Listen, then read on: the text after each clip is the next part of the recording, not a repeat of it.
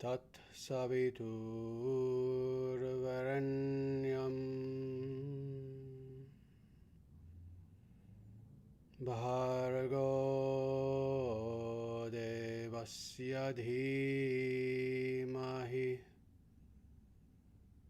Dhiyo yona prachodayata.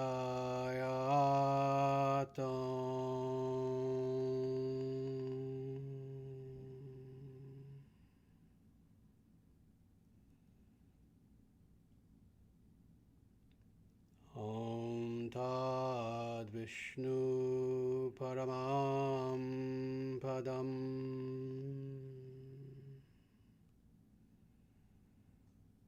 Shri Vishnu Shri Vishnu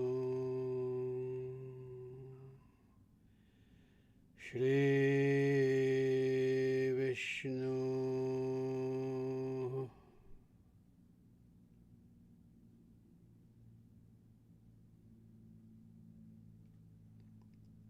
Om Hri Om.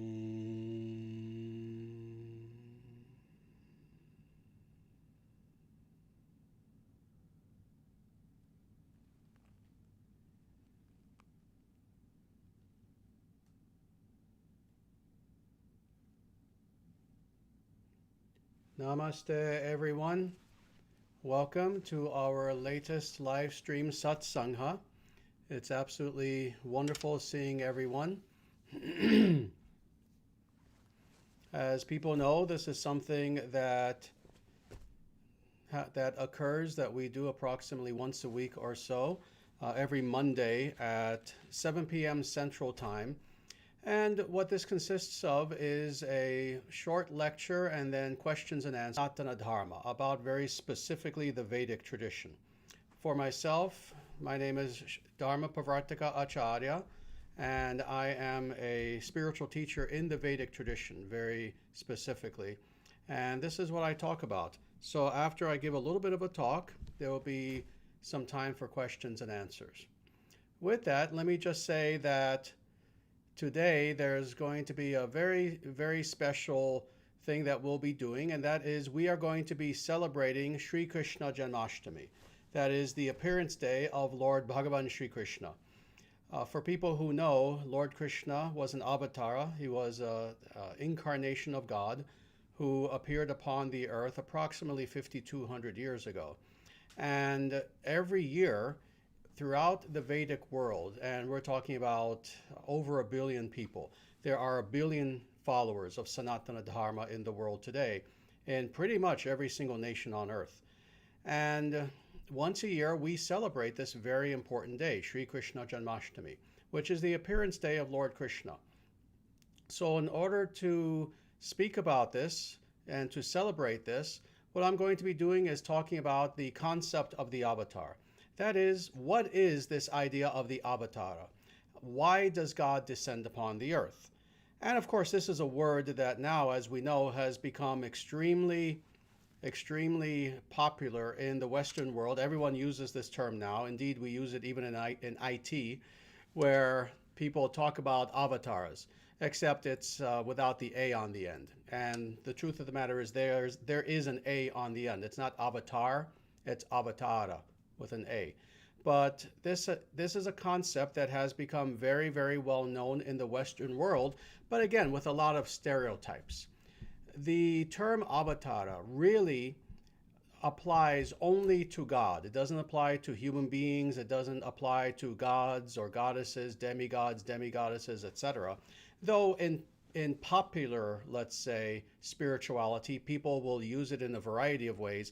Indeed, again, even online, if you're on Facebook or any kind of social media and you have some sort of image representing yourself, that's even called your avatar. So again, it's used in a wide variety of different ways. But again, the word itself, from a purely and strictly Vedic perspective, has a very specific meaning, and it means something very special. So this is what we're going to be talking about today, is very specifically, why did Krishna come upon the earth 5,200 years ago? And indeed, why do all of these avatars come to earth? So several things to be said about this. First of all, when we speak about avataras, we are talking about very specifically the avataras, that is the divine descents of Sriman Narayana. Again, not anyone else. All of the recognized avatars, and when I say recognized, I'm not talking about by one tradition or another. I'm not talking about Vaishnavism versus Shaivism versus Shaktism. I'm talking about across the entire spectrum of what is called Sanatana Dharma, or the entire Vedic tradition. It is recognized that the avatars are avatars of Vishnu, that there are 10 major avatars, of which Krishna is one, but then truthfully there are many others on top of that. There are many, many avatars actually. We know who pretty much every one of them are, etc. In addition to there being what are called full avatars, that is full descents of God, where God appears upon the earth in full, there are other categories of avatars. And I've talked about this in the past. There are many categories, but the two most important are what are called Purna avatars, that is full descents of God, where God quite literally comes upon the earth. But then there is what is called Avesha avatara. And those are human beings, those are individuals who are empowered directly by God in order to fulfill a certain mission.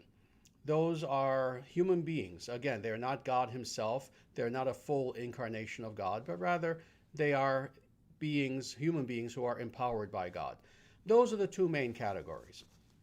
Now, when we speak about Krishna very specifically, Krishna was indeed a Purna avatar. He was indeed a full incarnation of Sriman Narayana, who came upon the earth in order to do several things: to reestablish Dharma, to defeat demonic forces who were opposed to Dharma, and many other things, to appease his devotees who very devotionally wanted to be in the presence of their Lord, of God, etc. But also another very important thing that is of great importance as far as the Krishna Avatara is that he also came to speak the Bhagavad Gita. So this was another, indeed, very important reason for why Krishna came.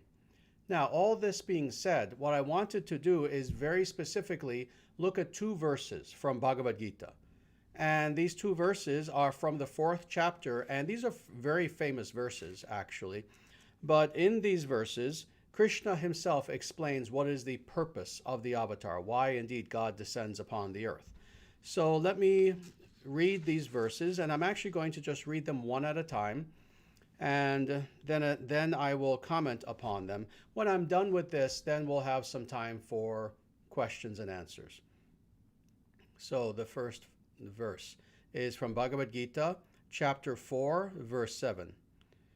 Yada yada hi dharmasya glanirabhavati bharata abhyutanam adharmasya taratmanam srijamyaham.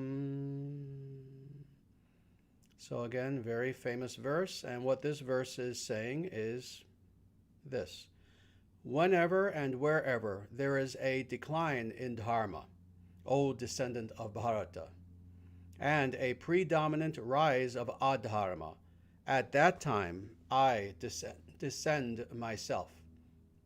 So thus, again, this is Krishna beginning to explain why it is that God descends upon the earth. And of course, by descendant of Bharata, who he is speaking to is very specifically Arjuna. You know, this is something that's wonderful that we see throughout the Bhagavad Gita, is that both Krishna as well as Arjuna have many, many different names. It's not like in the modern world where you have one name. Your name can be John, so people will call you John, or some other name, William or something. But rather, individuals in the past had many, many names that were descriptive of their qualities.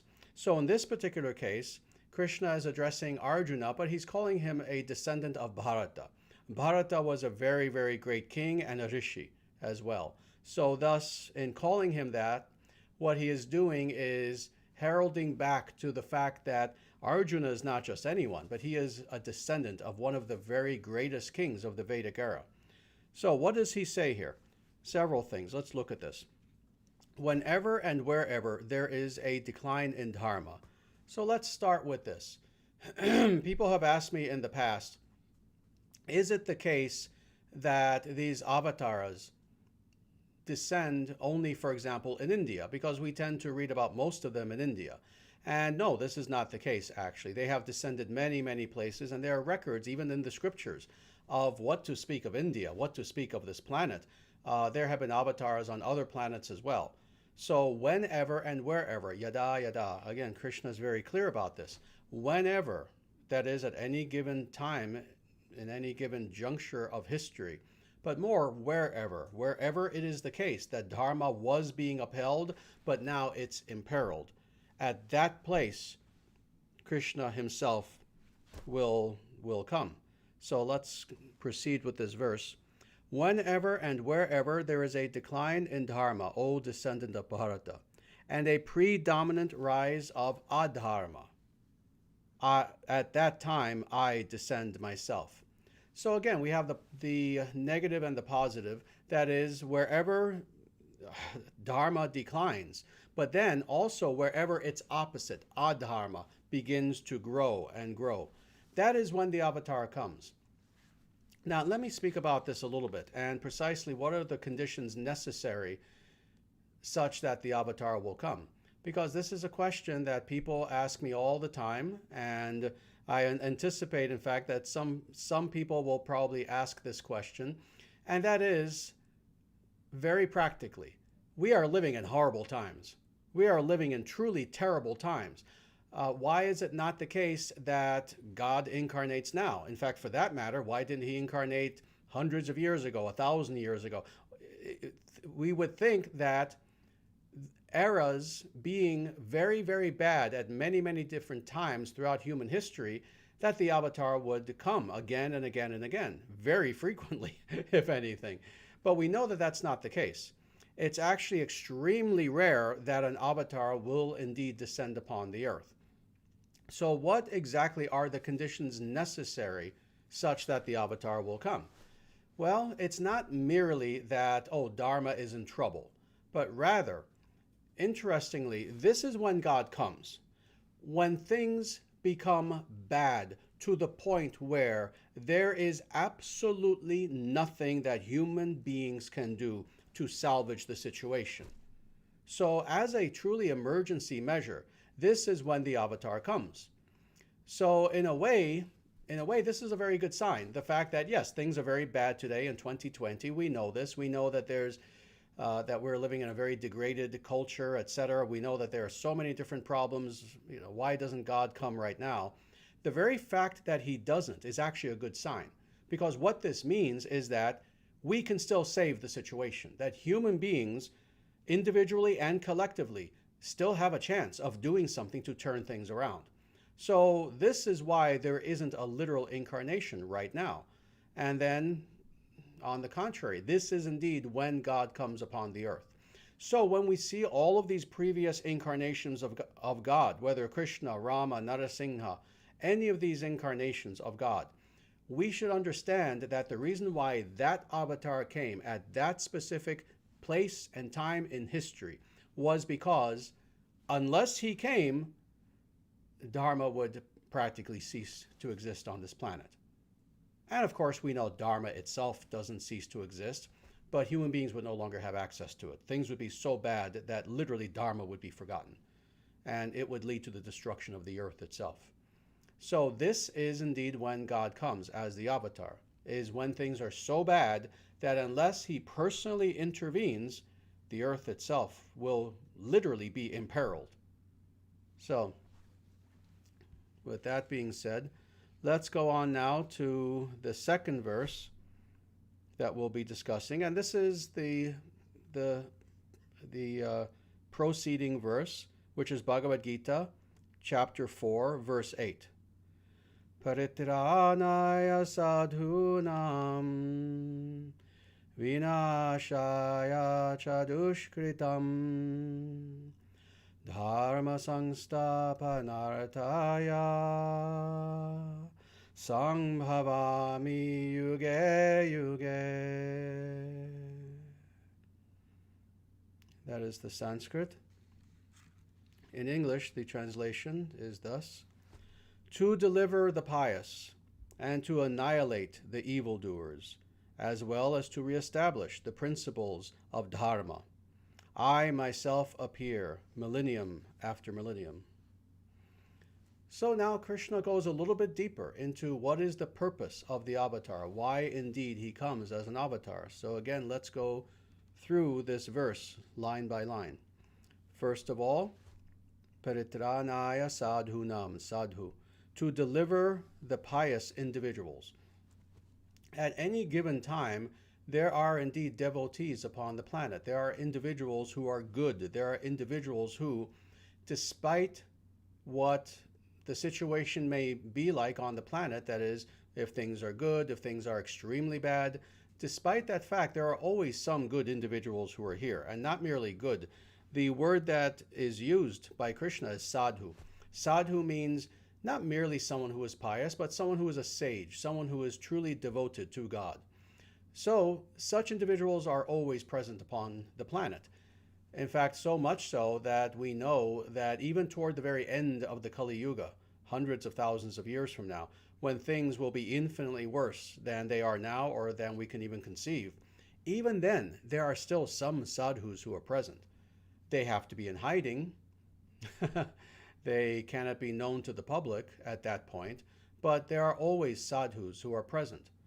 Well, this is one of the primary reasons why Krishna comes, why the avatar comes, is because it is understood that these are individuals who are present and who need God's help. So thus, to deliver the pious, the sadhus. But then, vinashaya dushkritam. This is another very important aspect of what the avatar does when the avatar comes to the earth, and that is to annihilate the evildoers. To annihilate the evildoers. Vinashaya, vinashaya, and this is the exact translation. It's not to educate, to teach, to help. No, it's to literally destroy, to annihilate. This is what the word means in Sanskrit. And who? Dushkritam. Duhu kritam. Kritam means those who do, to perform, etc.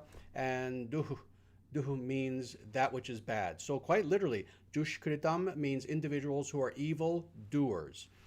And it's interesting how, this has always interested me, how the English word evildoers, this compound phrase evildoers, actually is the absolutely perfect translation of this word, dushkritam. So as we know, there are indeed evildoers on the planet. There usually are. Not always, interestingly. If you go back far enough to the actual Satya Yuga, there was a time early in the Satya Yuga where there literally were no evil people. See, it's interesting. Again, throughout all the yugas, there are always some good people. But throughout all the yugas, it is not the case that there are always evil people. Again, in the very beginning stages of Satya Yuga, there are none.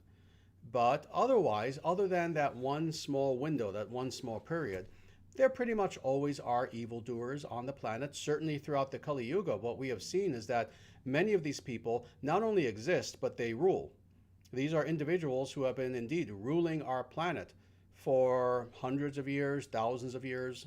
It depends on how you look at it, but certainly for a very long time. Well, what Krishna says, and he says this again very clearly, he doesn't mince words here. He doesn't pull his punches. He says he comes to annihilate evil people, evil individuals. So this is another reason why he comes. And then he says, as well as to re-establish the principles of Dharma. So as we know, human beings have a very tenuous hold on their grasp, on their understanding of what is the actual nature of Dharma. That is, sometimes human beings understand Dharma extremely well. Not only understand it well, but practice it, and indeed instantiate it even in governmental form, so in the form of actual governments. But then there are other times when people lose sight of what precisely is meant by Dharma. And again, there's kind of a seesaw that occurs. Sometimes Dharma is very much understood, other times not so much so.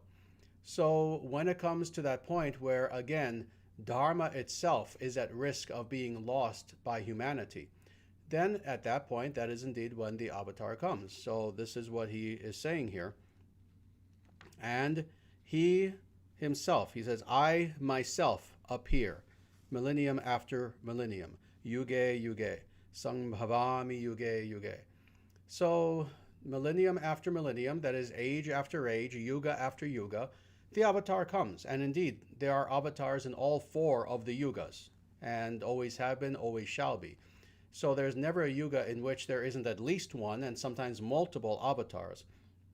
And here we know that specifically Krishna is speaking about the Purna avatar, because he says, I myself appear upon the planet.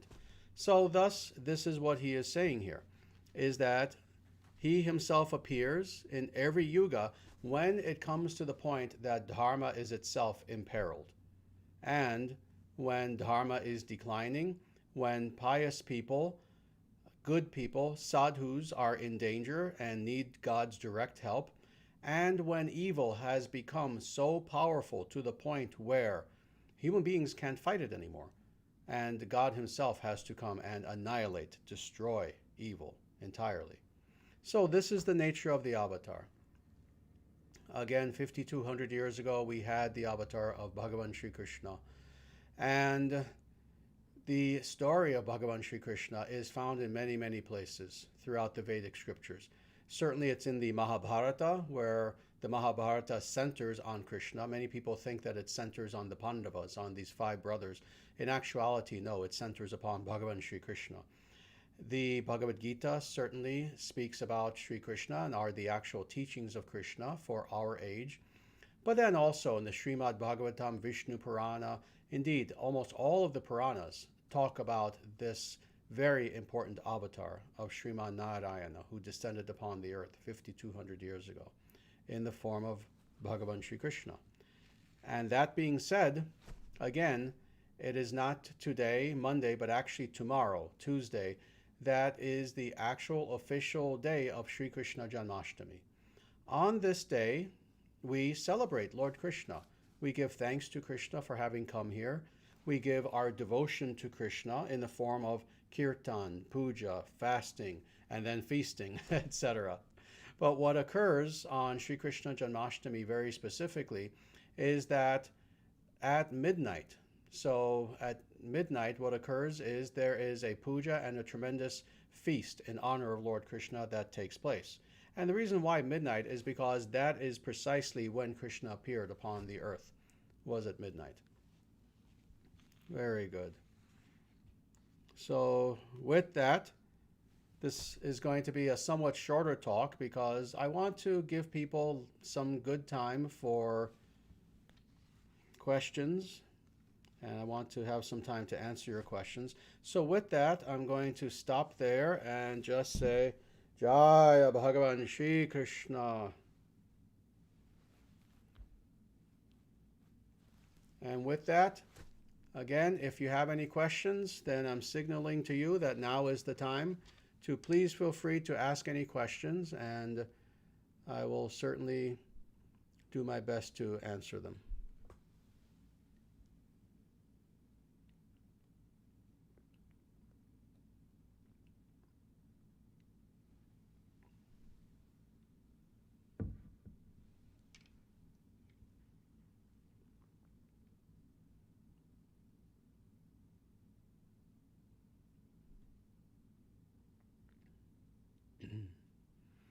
Again, as always, please bear with me because the questions are avalanching in.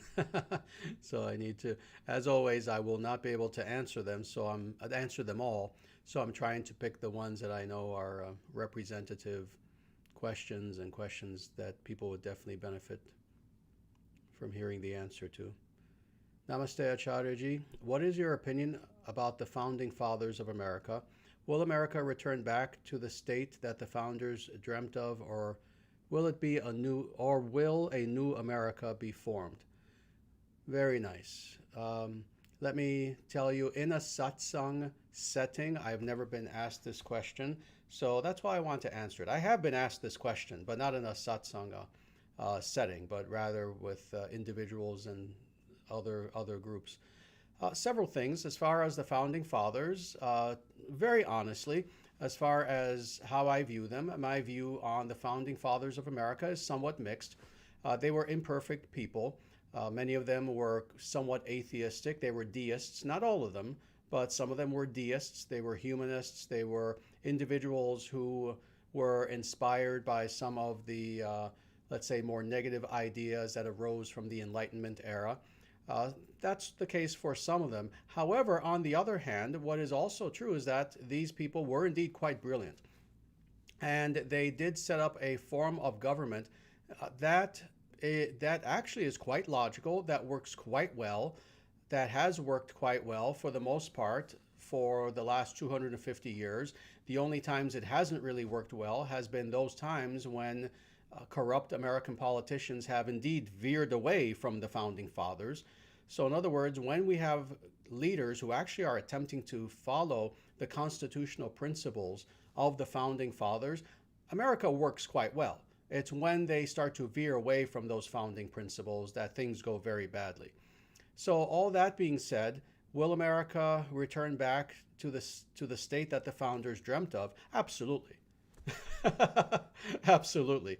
I have absolutely no doubt about this.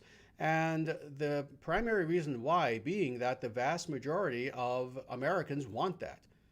The vast majority of Americans not only want that, they're yearning for that and they're fighting for that. So that indeed will be the case. But then you ask something very interesting. Or will a new America be formed? Yes to that too. Actually, yes to that too. There is indeed going to be a new America in the positive sense. In fact, I've said this to people, again, not so much in satsangas, but other circumstances, that as far as I'm concerned, beginning in 2021, after this election is over, we might as well refer to America as indeed the new America, but in a positive sense. Not new meaning that it has abandoned the ideals of the founding fathers, but on the contrary, with the idea that it has actually re-embraced the ideals of the founding fathers, except even more so, except even better. And that is with true spirituality in the center, in the very heart of America. So I hope that answers that question. Let me go on a little bit more.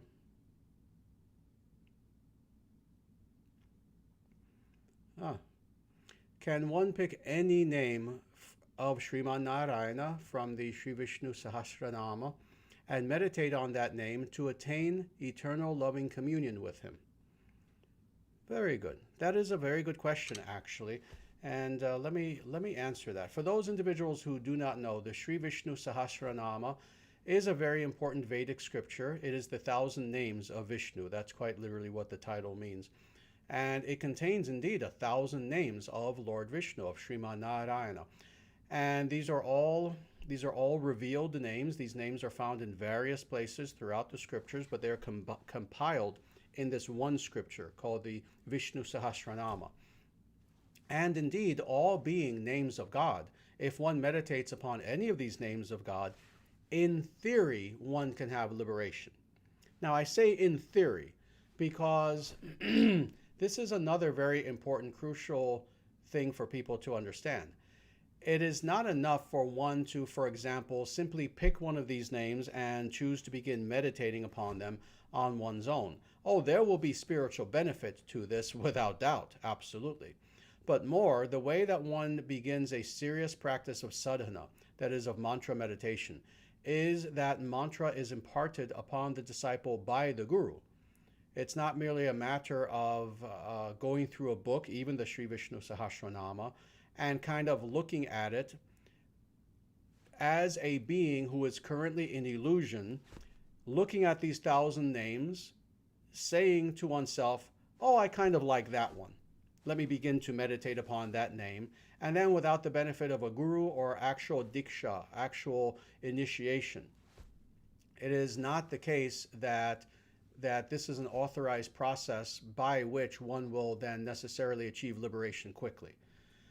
You see, this is what is to be considered. Number one, of the 1,000 names, what is the determination by which one is even choosing one over another?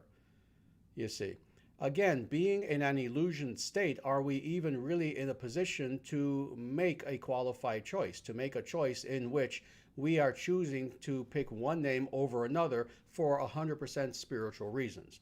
This is why the presence of the guru is absolutely necessary. So more than anything, yes, this is why I said, in theory, of course, any of these names can give liberation, but especially with the advice of a guru and the initiation that a guru can give a person. So I hope that answers that question.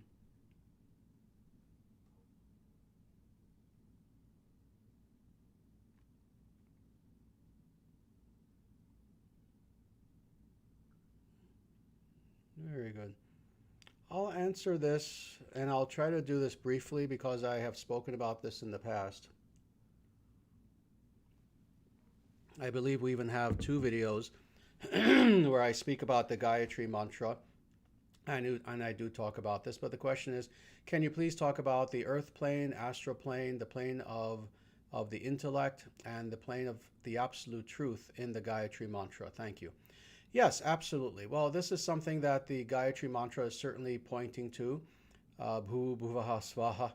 It's pointing to the various planes of existence, both geographically, but also ontologically.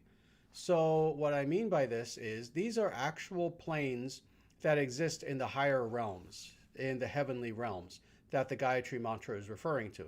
But also there is a correspondence, a natural correspondence between these external geographic planes, quite literally within the upper reaches of the universe, but also aspects of our own self where we have the ability to spiritually relate to these planes. So the Gayatri mantra is referring to both, but what is more important is to understand why. The Gayatri mantra is a mantra that does several different things. It is a mantra that is supportive of our mantra meditation sadhana. That's one thing that it does. It is a mantra in which, indeed, we are harmonizing these various planes, not merely as they exist externally, but as they exist internally. That is, we are accessing these different planes.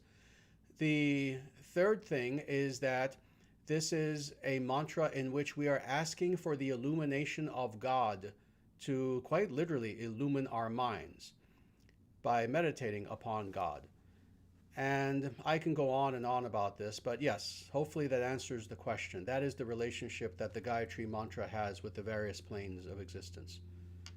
Very good. And if you want to know more, again, look up those 2 videos on our Dharma Nation channel where I talk more in depth about the Gayatri mantra and I go more in depth into this.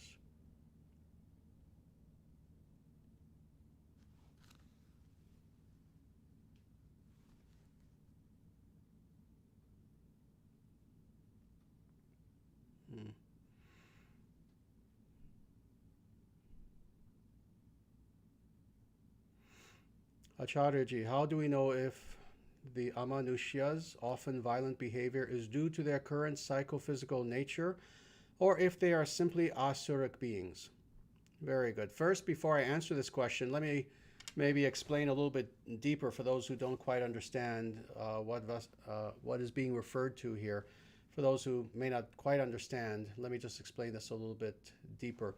First of all, by Amanushya, let me explain what is meant by that term.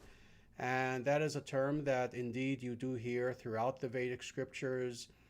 It's an important term. It's one of these terms that, like with so many terms, people didn't really know very well. They certainly didn't refer to these terms previous to my bringing them to light. But this is one of these terms. It is the negation of Manushya. Manushya means several things. It means a descendant of Manu. It means a proper human being, a true human being, not merely a person who's in human form, but someone who also is Arya, someone who is noble, someone who is an individual who is attempting to live in accordance with Vedic culture. That is considered to be Manushya. But then you have the negation of that. Very simply, the same word, but then you add a. which, like in English, they are theist, atheist. Same thing happens in Sanskrit, interestingly. When you add an a, and there are other things you can add too, but if you add an a, that tends to negate something. So therefore, an amanushya, rather than human, is a subhuman. That is an individual who, due to their characteristic behavior, due to their mindset, their mentality, etc., these are people who they may look human, but they're savages. They're individuals who do not engage in any sort of proper human behavior. So that is what is being referred to in this question. So how do we know if they're often violent behaviors due to their current psychophysical nature, or if they are simply asuric beings? Well, that is indeed very difficult to know, actually, because very often when we see individuals who are engaging in truly evil, violent, hateful sort of behavior, their motivations can be varied. It can be the case that, interestingly, some of these people can even be somewhat innocent, or innocent is not the right word, naive, stupid, not very. They can be in ignorance. They can be individuals who abuse that word, spiritual. They are, by definition, evil individuals and thus anti-spiritual. So these are different people who will consciously choose to engage in evil, violent, abusive behavior. But then, what is being referred to here are asuric beings. There are some individuals who, indeed, they can be in human form, seemingly, but in actuality, they actually are not fully human. That is, they are asuras. They are true demons in human form. So what is being asked here is, how can we tell? It's very, very difficult. And the truth of the matter is, for the typical person cannot tell. So what we are to do is to cultivate spirituality in our own lives in such a way that we have the ability to perceive. So thus, individuals who are truly, truly spiritually advanced, we can tell. We can look at an individual and we can tell that, no, this is a person who they look like they're in human form, but this is quite literally an asura. This is a demonic being, a demonic spirit who is in human form, versus, again, the other categories of people who I mentioned.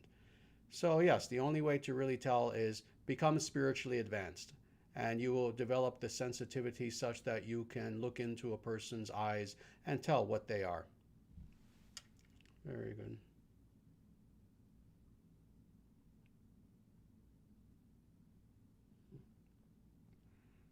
Very nice. John Fortuna has a very nice question and statement here.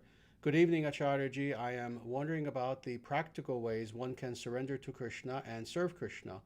I am eternally grateful for everything you do for me. You are my godsend. Thank you very much for your very kind words.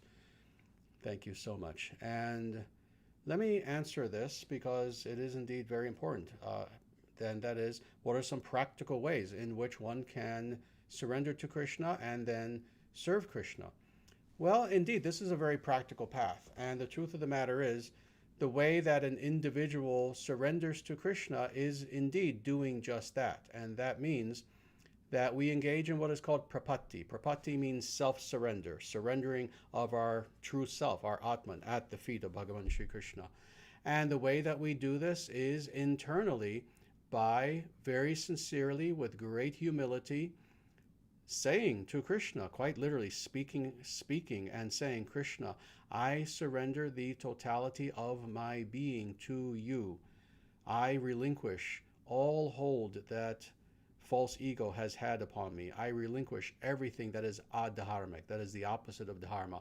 I relinquish ignorance. I relinquish all of these negative traits that have followed me from lifetime to lifetime. And I surrender my soul, my mind, my body, everything that I am, completely at your lotus feet. And more than this, having done this very sincerely and with great devotion, what one then does is cultivates that surrender. So in other words, we're not like born-again Christians, where the idea is, we simply accept Jesus as our Lord and Savior and we're saved, and that's it. We simply make a statement and, maybe, yes, with some sincerity, but it's just kind of a one-time sort of thing where we say that and we're saved. No, this is not what is the nature of surrender. The nature of surrender is that, yes, of course, there has to be that initial time and place in which, indeed, in complete sincerity, you abandon all false ego and you surrender to God. But then, when that moment is over, you need to cultivate that surrender. And what does that mean? The second clause of what you say here is actually how we cultivate surrender. You now serve Krishna. Now that you have surrendered to Krishna, you now serve Krishna. And what does that mean?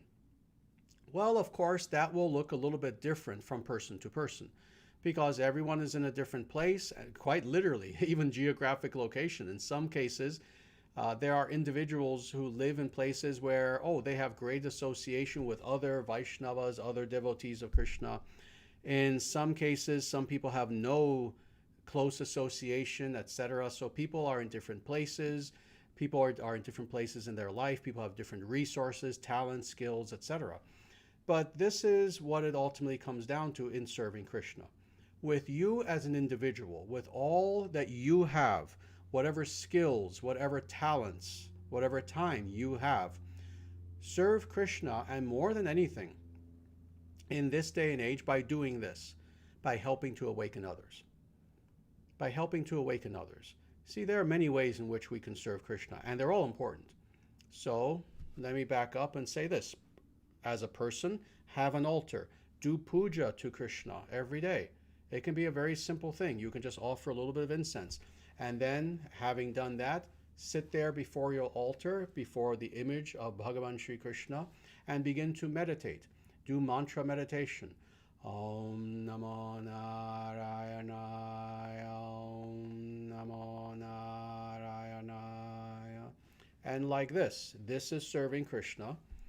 But then, on top of actual sadhana, the greatest way that we can serve Krishna today is, again, to do outreach.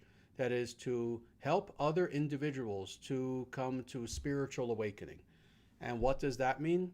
That means in any small way that you can. You see, it doesn't have to be something grand. You don't have to yourself become a guru and tour the world giving talks. No, share positive things on social media. Everyone is on social media, whether on Facebook, Twitter.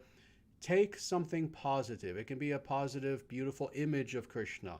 It can be one of our videos. This is why our videos are something that are easy to share. You go through the Dharma Nation channel, pick any of our videos that you think would be appropriate for the specific audience you have in mind, and share those videos. And in this way, you are serving Krishna by taking these pure teachings of Sanatana Dharma and sharing them in such a way that people who perhaps never heard these teachings in their lives will now hear them. And something in them will be stirred, and they also will want to serve Krishna eventually. So this is the greatest way to serve Krishna today. Help to awaken our people in every and any way that you can. Very good.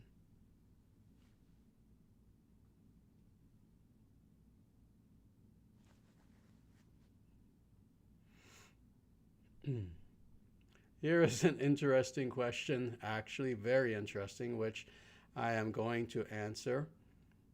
Can long hair facilitate spiritual communication with the gods? Yes. That may come as a surprise that I would answer in that way. That may be a surprise to some people, but the truth of the matter is this is actually something that's well known among yogis. This is why many yogis will indeed have long hair. Long hair is indeed something that facilitates communication with the gods. This is why in the ancient world, people who were in the true elite, not the evil cabal that we talk about today. No, true aristocrats, true individuals who were leaders, individuals who were spiritual leaders. Kshatriyas also, actually. They all tended to have long hair. And so thus, you can't quite see it, but of course, I think people know I have a ponytail right now, but otherwise I have long hair. Yogis indeed traditionally have long hair. And there are many technical reasons why. I can talk about the more yogic technical aspects, but maybe another time because we're getting very short on time and I want to answer a few more questions. But again, maybe, hopefully that answers your question. The answer is yes.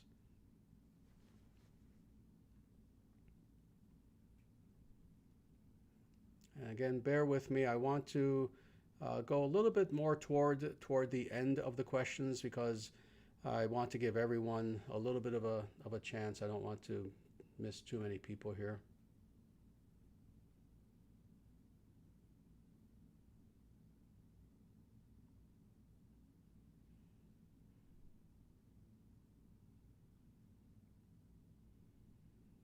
Very good.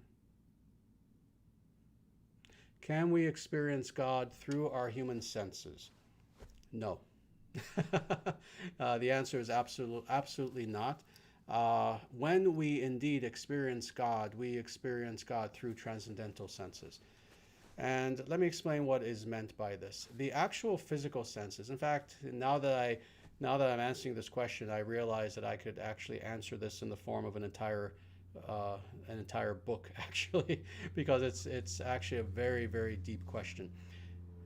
As far as those valid means by which human beings attain knowledge, those valid means, what in Sanskrit are called pramana, naturally correspond with those objects of knowledge that are best suited for those means of knowledge acquisition. Now that's a mouthful, I understand, but that is the answer, and let me explain what is meant by that. The senses, the material senses, exist for one and only one thing, and that is to derive knowledge about material objects through perception of those objects. And nothing beyond material objects can be known by the material senses. This is why when people say such things as, oh, show me God, and they're looking around with their saucer-wide eyes, thinking that if they make their eyes really big, somehow that will help them. No. The physical senses exist to see physical things. The intellect exists to perceive and understand intellectual things, so thus logic, mathematics, etc. The only way that we understand God is indeed through what is called shabda, and that is through direct perception via consciousness.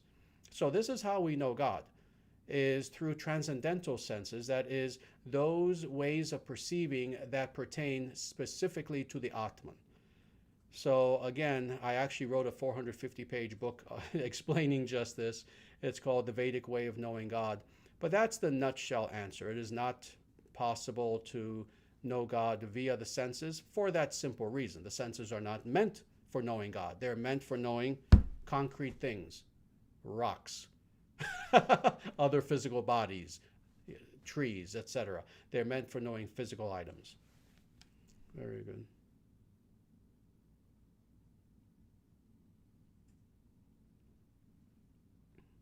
I will see if maybe I can answer one more question, because we only have a few minutes left.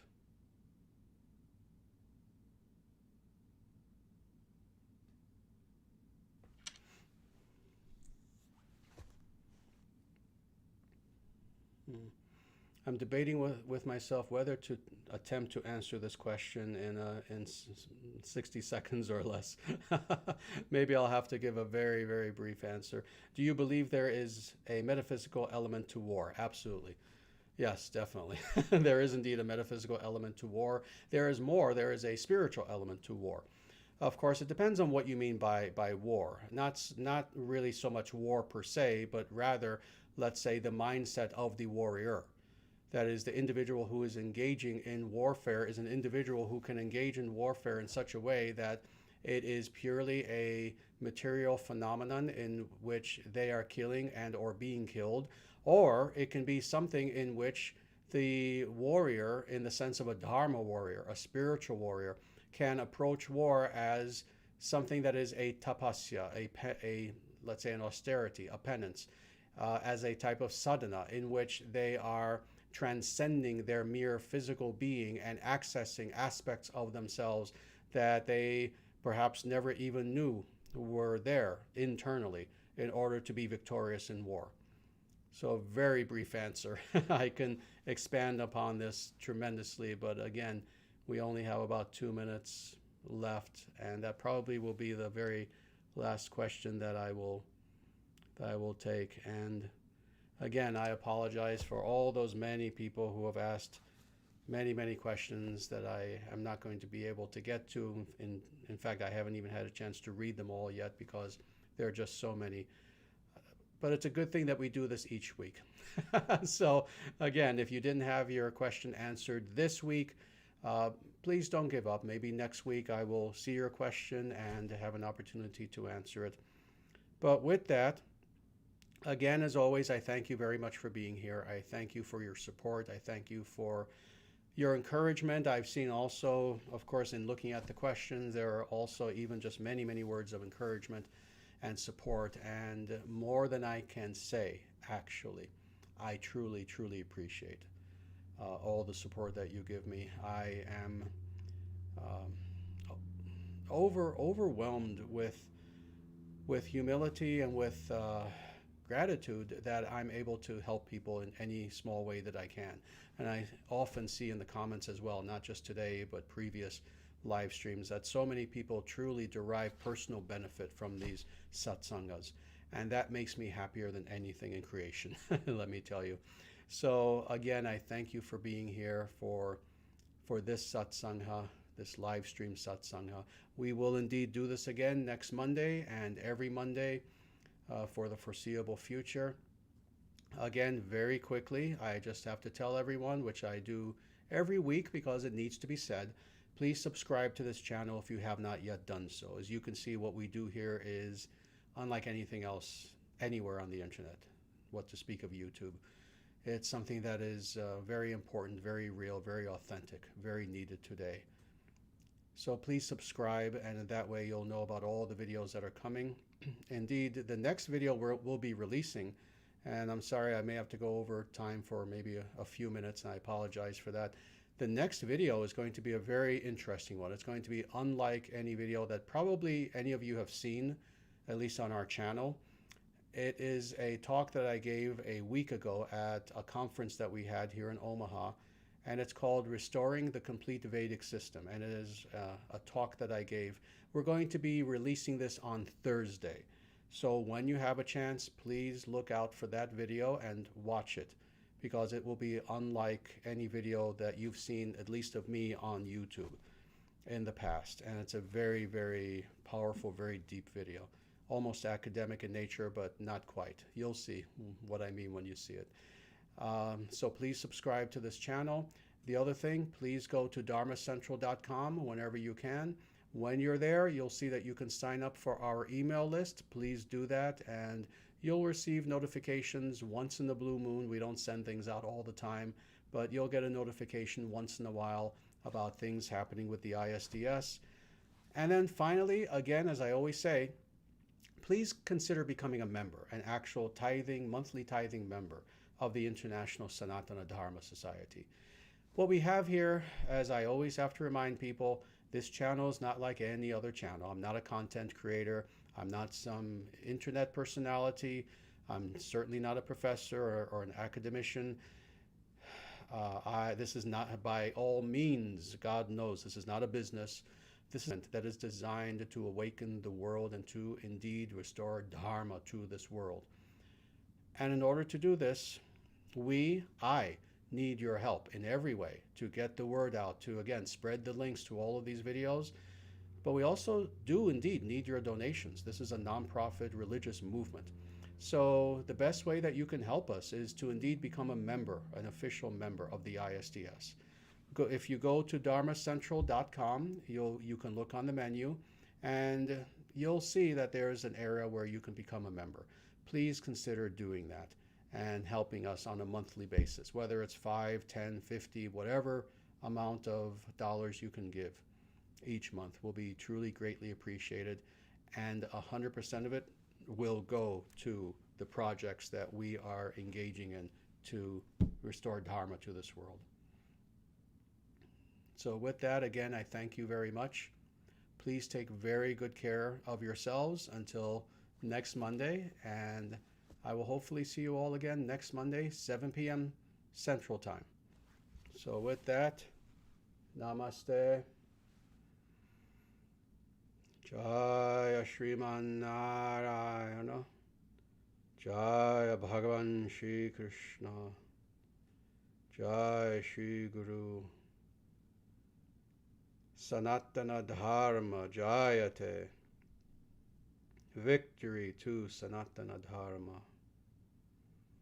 Dharma Rashtra Jayate. Victory to the Dharma nation.